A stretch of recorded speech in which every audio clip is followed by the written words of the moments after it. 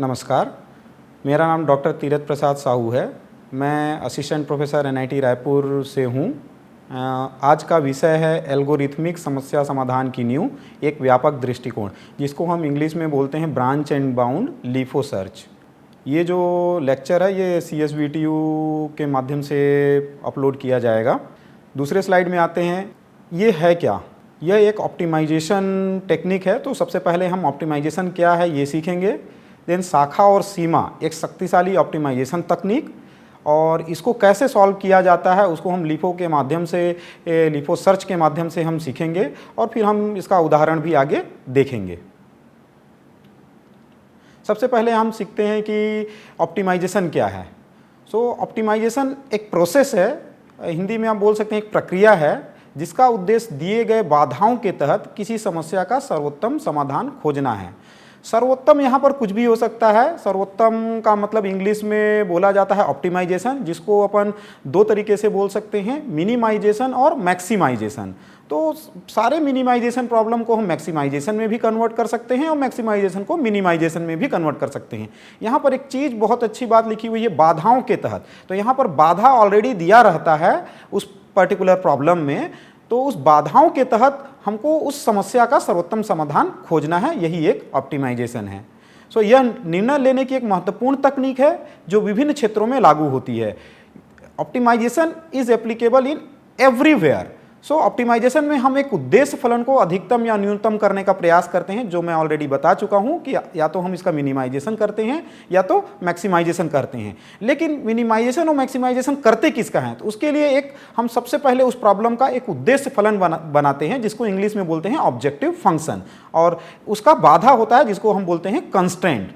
उदाहरण के लिए लाभ को अधिकतम करना, सभी कोई हम क्या चाहते हैं कि हम लाभ को अधिकतम करें, लागत को कम करें और समय को कम करें। इंग्लिश में बोलते हैं कि हम हमेशा चाहते हैं कि प्रॉफिट को मैक्सिमाइज करें और अपने एफर्ट को, टाइम को कम करें। यही एक ऑप्टिमाइजेशन है।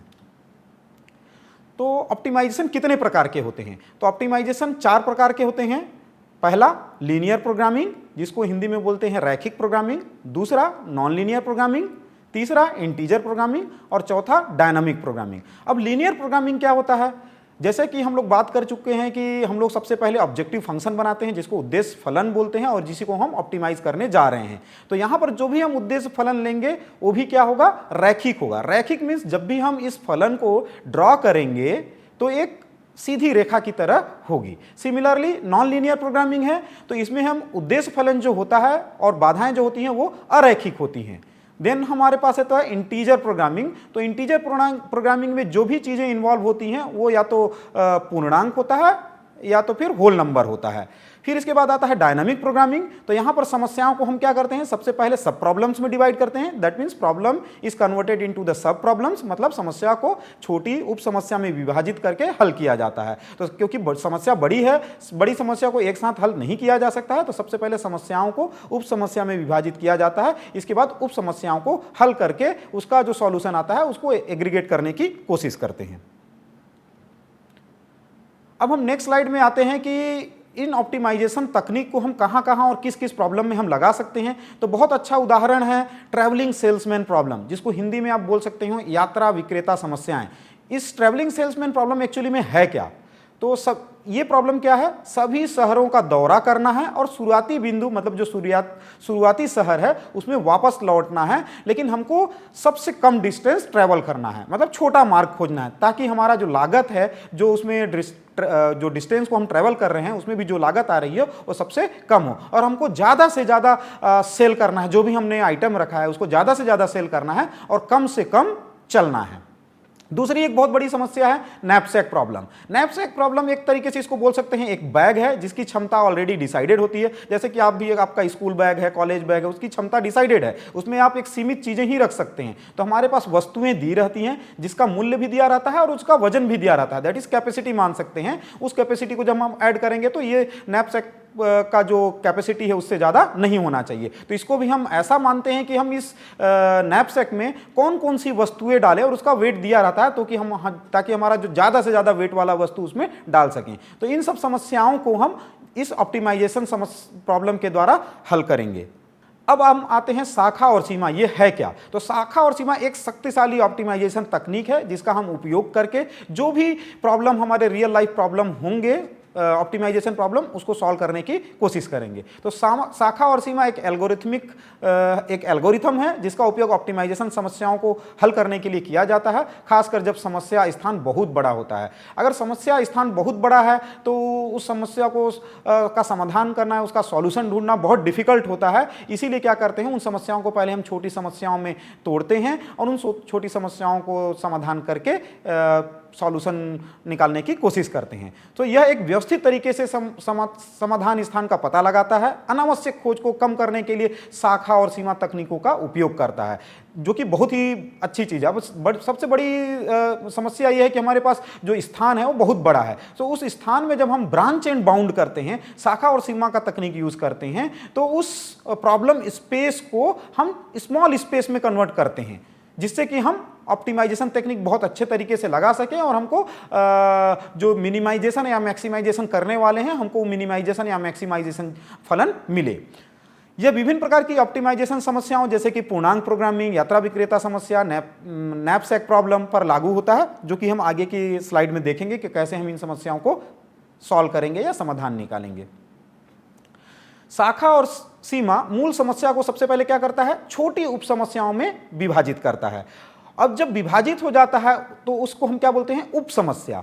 अब ये उप समस्या मूल समस्या का एक छोटा संस्करण होता है, उसी के टाइप का होता है, लेकिन बट छोटा संस्करण होता है जिससे कि हम इसको आसानी से सॉल्व कर सकें। यह प्रक्रिया तब तक जारी रहती है कि समस्याओं को उप समस्या में कन्वर्ट करना और उप समस्याओं को सॉल्व करना, जब तक कि हम उसे सीधे हल नहीं कर पाते हैं, तब तक हम ये ब्रांच एंड बाउंड टेक्निक लगाते रहेंगे। और जब तक हमको छोटी प्रॉब्लम मिल जाएंगी, जब हम उसको सॉल्व कर लेंगे तो वहां पर हम रुक जाएंगे और उसको सॉल्व करेंगे और सॉल्यूशन को सबमिट करके, सॉल्यूशन को एग्रीगेट करके हम बताएंगे कि सबसे अच्छा समाधान इसमें कौन सा है। प्रत्येक उप समस्या के लिए एक सीमा की गणना की जाती है। वो सीमा या तो ऊपरी हो सकती है या निचली हो सकती है, जिसको में भी बोलते हैं अपर बाउंड और लोअर बाउंड। तो जब भी हम उस समस्या को सॉल्व करने जाएंगे, हम ये देखेंगे कि ये सीमा से बाहर ना जाए, उस सीमा के अंदर ही गणना की जाती है।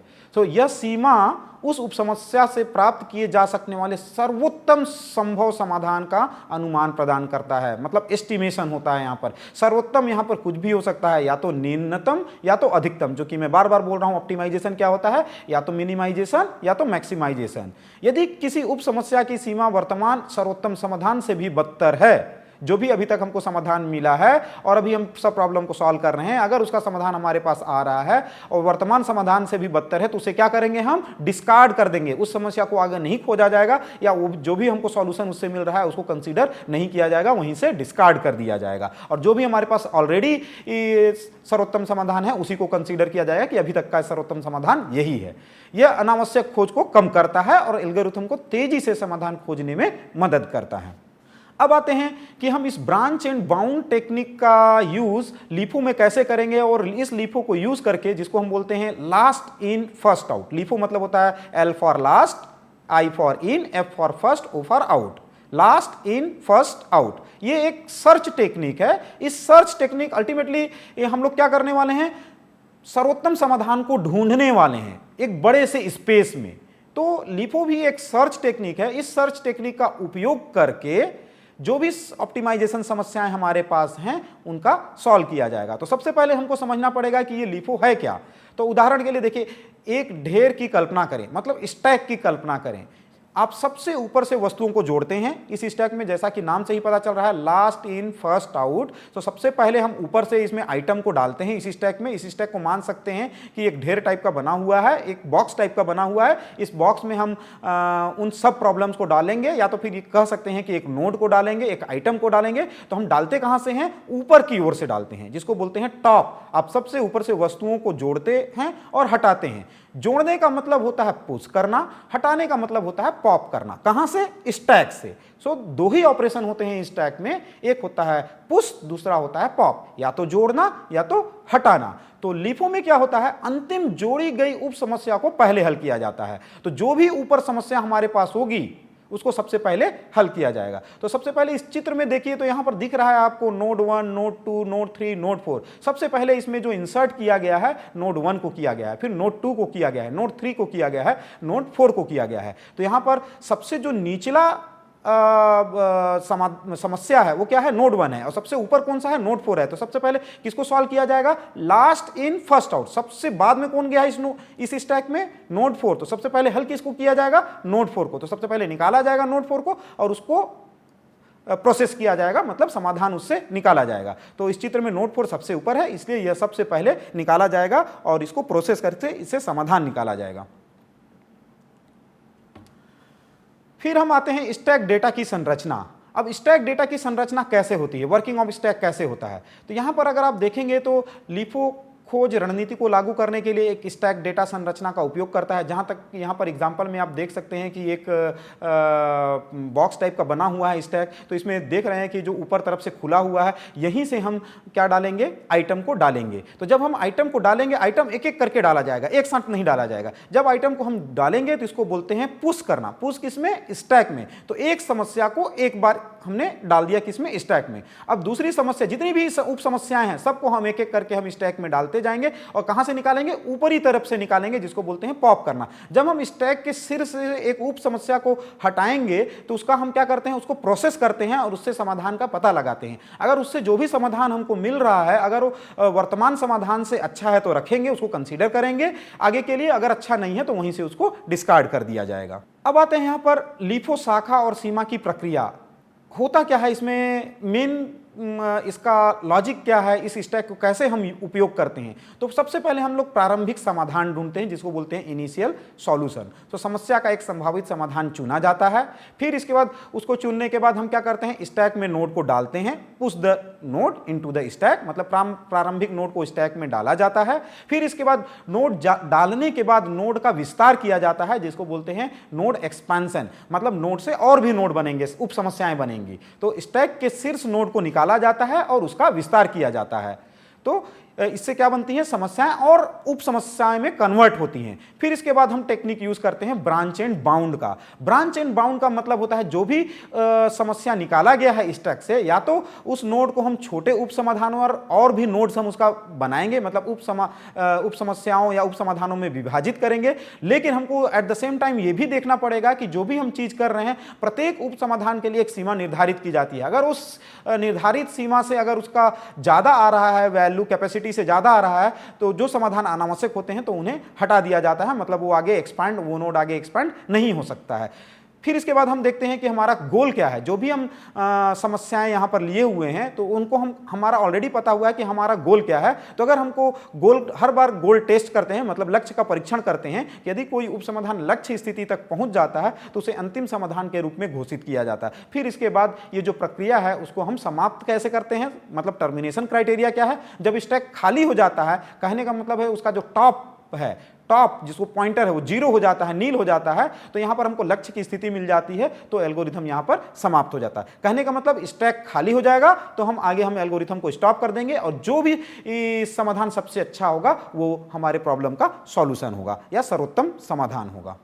यहां पर हम एक उदाहरण लेते हैं, जो कि मैं बात किया था नैपसैक संरचना। तो नैपसैक है क्या, मान सकते हैं कि नैपसैक एक बैग है। इस बैग का कैपेसिटी ऑलरेडी दिया हुआ है कि इसकी सीमा क्या है, 15 kg। अब यहां पर बहुत सारी वस्तुएं आपको दिख रही होंगी, 5 वस्तुएं दिख रही हैं जिसके ऊपर कीमत लिखा हुआ है, एट द सेम टाइम उसका वेट भी लिखा हुआ है। जैसे आप देखेंगे यहां पर $4 12 kg लिखा हुआ है, फिर राइट हैंड साइड में देखेंगे तो $2 2 kg लिखा हुआ है, फिर उसके नीचे अगर देखेंगे तो $1 1 kg लिखा हुआ है, सबसे नीचे देखेंगे तो $10 4 kg लिखा हुआ है, लेफ्ट हैंड साइड पे देखेंगे तो $2 1 kg लिखा हुआ है। 5 यहां पर वस्तुएं दी गई हैं। हमको इन वस्तुओं को इस बैग में इस प्रकार डालना है कि इसकी सीमा 15 kg से ज्यादा ना हो और इसका जो मूल्य हो डालने के बाद वो मूल्य सर्वोत्तम हो। ये अब हम कैसे डालें, कौन सा आइटम ऐसा इंसर्ट किया जाए, कौन कौन से आइटम इस बैग में, सो दैट जो 15 kg की जो सीमा है वो उस सीमा से लांघ ना पाए और ज्यादा मूल्य की वस्तुएं हम इसमें डाल पाएं। तो ये एक तरीके से दो टाइप की नैपसैक प्रॉब्लम होती है, एक बोलते हैं फ्रैक्शनल नैपसैक प्रॉब्लम और एक बोलते हैं बाइनरी नैपसैक और जिसको बोलते हैं 0-1 नैपसैक प्रॉब्लम। तो ये उदाहरण मैं 0-1 नैपसैक का यहां पर दे रहा हूं कि या तो वस्तु डाला जाएगा या तो नहीं डाला जाएगा। बट अगर हम फ्रैक्शनल नैपसैक की बात की जाए तो यहां पर जैसे दिया हुआ है $4 12 kg वाला, तो हम हो सकता है इस वस्तु को डिवाइड कर पाएं। जैसे 12 kg है तो उसको 8 kg बस का लिमिट बचा हुआ है अपने बैग में, तो 8 kg डाल दें, तो वो फ्रैक्शनल कहलाता है। लेकिन हम यहाँ पर फ्रैक्शनल का विचार नहीं करेंगे, हम यहाँ पर 0-1 नैपसैक प्रॉब्लम को लेकर के चलते हैं और उसको सॉल्व करने की कोशिश करेंगे। तो यहाँ पर देखिए आपके पास कुछ वस्तुएं हैं जो टेबुलर फॉर्म में दी हुई हैं, तालिका में दिया हुआ है। प्रत्येक का एक वजन और एक मूल्य है। लक्ष्य क्या है? वजन क्षमता से अधिक हुए बिना नैपसैक में कुल मूल्य को अधिकतम करना है। तो यहाँ पर सबसे पहले आइटम संख्या दिया हुआ है, 1 2 3 4 4 प्रकार के आइटम हैं, जिसका वजन दिया हुआ है दूसरे कॉलम में 2 3 4 5, मूल्य दिया हुआ है 40 50 60 70। और यहाँ पर सबसे बड़ी बात है, नैपसैक की जो क्षमता है वो 5 है। वेट के हिसाब से बता रहा हूँ यहाँ पर, जो आपका दूसरा कॉलम है वजन, वेट 2 3 4 5, तो यहाँ पर हम जितनी भी वस्तुएं आइटम डालेंगे उसमें 5 से ज़्यादा वजन नहीं होना चाहिए। तो अब देखते हैं कि इसको सॉल्व कैसे करेंगे। सबसे पहले हम स्टैक को इनिशियलाइज करेंगे। तो प्रारंभ में स्टैक में 0 0 0 डालते हैं। ये 0 0 0 क्या दर्शाता है? यहाँ पर पहला 0 वजन को दर्शाता है, दूसरा 0 मूल्य को दर्शाता है और तीसरा 0 जो बता रहा है वर्तमान आइटम इंडेक्स को दर्शाता है। तो अभी आइटम इंडेक्स जो है वो 0 है। इंडेक्स 0 मतलब यहाँ पर कोई भी वस्तु डाली नहीं गई है इस स्टैक में। तो शुरुआत में ये स्टैक की स्थिति होती है 0 0 0, नहीं यहाँ कोई आइटम है, उसका वजन भी 0 है, मूल्य भी 0 है और इंडेक्स भी 0 है। अब देखते हैं दूसरा। अब सबसे पहले स्टैक में 0 0 से पॉप करेंगे, 0 0 को पॉप करो, उसमें कुछ नहीं है, तो 0 0 से नोड एक्सपैंड होगा। अब इस नोड को एक्सपैंड करेंगे तो 0 0 से सबसे पहले पहला आइटम क्या है? आइटम 1। तो आइटम 1 का नया वजन क्या है? अभी तक वजन 0 था, सब कुछ 0 थी, आइटम भी 0, वजन भी 0, इंडेक्स भी 0। जैसे ही हम 0 0 0 को पॉप किए स्टैक से, तो अब उसको हम क्या करेंगे? एक्सपैंड करेंगे। जब एक्सपैंड करेंगे तो नोड का एक्सपेंशन होगा और नोड का एक्सपेंशन होने से और भी नोड बनेंगे। तो यहां पर दो ऑप्शन है आपके पास, या तो आइटम 1 को शामिल नोड में स्टैक में डालेंगे या तो नहीं डालेंगे, यही दो केस होंगे। तो अगर हम सपोज हम देखते हैं आइटम 1 को शामिल करते हैं, अगर हम आइटम 1 को शामिल करते हैं तो नया वजन क्या होगा? 0 से 2 हो गया, क्योंकि आइटम 1 का वजन 2 है, मूल्य कितना है? 40 है, और इंडेक्स क्या हो गया? 1, क्योंकि आइटम में भी स्टैक में कोई भी आइटम नहीं था, तो पहले 0 था, अब इंडेक्स हो गया है 1। तो अब स्टैक में एलिमेंट क्या होगा? पहला चीज वजन हो गया 2, दूसरा चीज हो गया मूल्य हो गया 40 और इंडेक्स हो गया 1। तो आइटम क्या बन गया? 2 40 1। अब इसको हम क्या करेंगे? स्टैक में पुश करेंगे। तो इसको हम स्टैक में डाल देंगे। क्यों डालेंगे? क्योंकि स्टैक की कैपेसिटी, जो नैपसैक की कैपेसिटी कितनी है? 5, वो वायलेट नहीं हो रही है, अभी भी 2 है, तो इसको हम डाल सकते हैं। तो इसको हम क्या करते हैं? इसको डाल देते हैं। अब आइटम 1 को शामिल ना करे, ये तो आ ही नहीं रहा है, क्योंकि हम पहला वाला केस लागू होगा, या तो पहला वाला केस लागू होगा या तो दूसरा वाला केस लागू होगा। अगर पहला वाला केस लागू नहीं होता तो हम आइटम 1 को शामिल नहीं करते, और शामिल जब नहीं करते तो वजन और मूल्य अपरिवर्तित रहेंगे और इंडेक्स 1 बढ़ जाएगा, तो 0 0 1 हो जाएगा। तो इसको हम स्टैक में पुश कर देंगे, तो राइट हैंड साइड पे एक और नोड बन जाएगा 0 0 1। लेकिन यहां पर 0 0 1 आ ही नहीं पाएगा, क्योंकि हम क्या कर रहे हैं? यहां पर 2 40 1 को स्टैक में डाल रहे हैं। अब आते हैं स्टैक में सबसे ऊपर क्या है? 2 40 1। तो सबसे ऊपर ये है, तो अब हम 2 40 1 को क्या करेंगे? आइटम 2 को। अब ये 2 40 1 है, तो जब आइटम 2 आ रहा है तो 2 40 1 को एक्सपैंड करना है। 2 40 1 को वहां से निकालेंगे और एक्सपैंड करेंगे। एक्सपैंड करने का मतलब उस नोड से और नोड बनाएंगे। तो अब इसके बाद कौन सा आइटम आ रहा है? आइटम 2। आइटम 2 का मूल्य कितना है? 3 है, तो नया वजन कितना हो जाएगा? ऑलरेडी वजन 2 है नैपसैक में, 2 + 3 5 हो जाएगा। नया मूल्य कितना होगा? ऑलरेडी 40 है और आइटम 2 का वजन 50 है, तो टोटल 90 हो जाएगा और इंडेक्स 1 से बढ़कर 2 हो जाएगा। तो स्टैक में 5 90 2 हो जाएगा। इसको हम अभी भी यहां पर जो नैपसैक की क्षमता है 5, वो वायलेट नहीं हो रही है, उस सीमा के अंदर है। तो सीमा भी हम ब्रांचिंग भी यहां पर हो गया और हमने सीमा को चेक भी कर लिया, जो कि ब्रांच एंड बाउंड है, मतलब शाखा और सीमा दोनों ही यहां पर हो रहा है। तो अभी हो गया 5 90 2। अब इसको हम स्टैक में पुश करेंगे। अब आइटम 2 को शामिल ना करें, तो हम यहां पर शामिल कर ही रहे हैं, तो ये तो केस लागू ही नहीं होता। अगर यहां पर हम शामिल अगर सपोज नहीं करते तो वजन और मूल्य अपरिवर्तित रहेंगे, लेकिन इंडेक्स बढ़ जाएगा, जो कि 2 हो जाएगा। आइटम 3 पर विचार, तो जो एलिमेंट बनेगा वो 2 40 2 होगा, लेकिन ये नहीं होगा क्योंकि हम ऑलरेडी इसमें स्टैक में एंटर कर रहे हैं। अब आता है स्टैक में सबसे ऊपर क्या है? 5 90 2। इसको एक्सपैंड करना है। चूंकि वजन यहां पर 5 है और नैपसैक की अधिकतम क्षमता भी यही है, तो हम इस नोड को और एक्सपैंड नहीं करेंगे, इसे स्टैक से पॉप कर देंगे, तो यहां से एक्सपेंशन नहीं होगा। आप यहां पर देख सकते हैं ट्री के माध्यम से कि ब्रांच और बाउंड कैसे हो रहा है। अब आते हैं स्टैक में सबसे ऊपर के नोड पर 242 को एक्सपैंड करें, क्योंकि यहां पर आप देखें क्या है, 592 है, 592 है, तो 592 तो एक्सपैंड नहीं हो सकता। क्या एक्सपैंड हो सकता है? उसके बाद क्या है, 242 एक्सपैंड हो सकता है। तो आइटम 3 को शामिल, अब नेक्स्ट आइटम कौन सा आ रहा है, आइटम 3, तो आइटम 3 को या तो शामिल करना है या तो शामिल नहीं करना है। अगर शामिल करना है तो उसका जो वजन है 2 + 4 6 हो जाएगा, जो कि नैपसैक से ज्यादा है, इसलिए इसको हम शामिल नहीं करेंगे। तो आइटम 3 को शामिल न करें, इसलिए शामिल न करें तो हमको उस वाले नोड को एक्सपैंड करना होगा जो कि 242 है। तो यहां पर वजन तो 2 और 40, ये तो कुछ नहीं होगा, वजन और मूल्य अपरिवर्तित रहेगा, लेकिन इंडेक्स संख्या बढ़ जाएगा कि 243 हो गया। इसके बाद नेक्स्ट आइटम, अभी सबसे ऊपर क्या है, 243, तो अब इसको एक्सपैंड करना है। अब आता है आइटम 4। आइटम 4 का जो मूल्य है वो 5 है, तो 2 + 5 7 हो जाएगा। अगेन यहां पर क्या हो रहा है कि जो हमारा कैपेसिटी है नैपसैक का वो वायलेट हो रहा है, तो इसको भी हम शामिल नहीं करेंगे। तो हमारी दूसरी स्थिति लागू होगी कि आइटम 4 को शामिल ना करना। तो हमारा स्टैक में जो ऊपर का एलिमेंट है वो क्या परिवर्तित होगा, मूल्य परिवर्तित नहीं होगा, वजन परिवर्तित नहीं होगा, क्या परिवर्तित होगा, इंडेक्स। तो 244 हो जाएगा, तो इसको पुश कर लेंगे। स्टैक में बचे हुए नोड 001 को एक्सपैंड करें। इसी तरह 001 के लिए सभी संभावनाएं एक्सप्लोर की जाएंगी, लेकिन 592 से बेहतर कोई समाधान नहीं मिलेगा। तो निष्कर्ष ये निकलता है कि सबसे अच्छा समाधान अभी तक का क्या है, 592, जो आइटम 1 और आइटम 2 को शामिल करने से प्राप्त होता है। तो ही हमारा सबसे अच्छा समाधान है कि हम किस किस आइटम को नैपसैक में डालेंगे, आइटम 1 और 2। तो हमारी नैपसैक की जो क्षमता है 5 हो गई और जो उसका वजन है वो 90 है। तो यही हमारी सबसे अच्छी समाधान है दिए गए प्रॉब्लम के लिए। तो LIFO की लाभ और हानियां क्या है? लाभ है, गहरे समाधान के लिए कुशल है ये, और ये कौन सा टेक्निक यूज करता है, breath first search, that is चौड़ाई पहली खोज की तुलना में कम मेमोरी का उपयोग करता है। इसका मतलब कि यहां पर कॉम्प्लेक्सिटीज भी रिड्यूस हो रही है। हानियां क्या है, स्थानीय अनुकूल समाधान में फंस जाता है कई बार, बड़े समस्याओं के लिए अधिक गहराई में जाने से समय अधिक लग सकता है, तो यहां पर टाइम कॉम्प्लेक्सिटी बढ़ सकती है। तो ये इसके लाभ और हानियां हैं। अब हम आते हैं निष्कर्ष क्या निकला इसका। LIFO शाखा और सीमा जटिल समस्याओं जैसे नैपसैक को हल करने के लिए एक शक्तिशाली टेक्निक है। यह स्टैक का उपयोग करके समाधान स्थान की व्यवस्थित रूप से खोज करता है और गहरे अन्वेषण को प्राथमिकता देता है। अन्वेषण को अनुकूलित करने के लिए छंटनी तकनीक का उपयोग किया जाता है, जिससे कि कॉम्प्लेक्सिटी रिड्यूस हो जाती है।